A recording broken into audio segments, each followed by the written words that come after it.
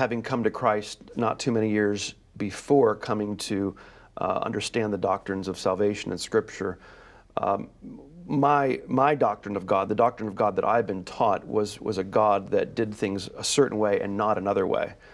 And so having to fight against those presuppositions about God that are not biblical suppositions about God, that's, I think, one of the reasons. And we have to sort of undo a lot of that bad theology before we can really understand the right biblical theology.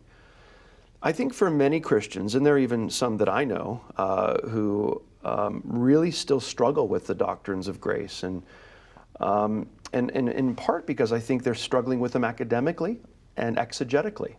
They're struggling to understand certain passages and certain verses, as I did. That was the big struggle for me. I understood the theology of it, I understood the explanation of it, I understood the rationale of it.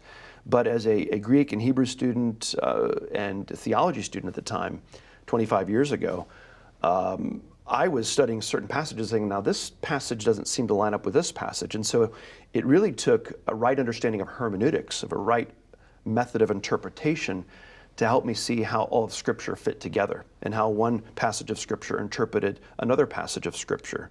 One that was more clear helped to interpret one that was perhaps less clear to me. I think there are some still that have an understanding of God who is a loving God, and while they would confess that He is sovereign and they would believe that He is sovereign, so that they think, they struggle to understand how a loving God could condemn, or how a loving God could not elect everyone. And so the question that they asked, and the question that I asked at that time, was, well, why doesn't God just save everyone? Why doesn't God elect everyone?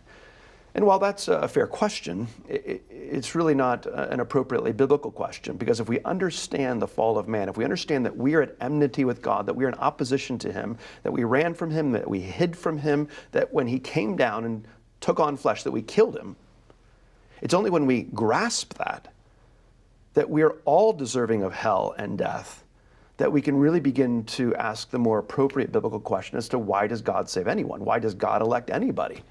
And then we begin to really understand the grace of God. And then we begin to say, why me?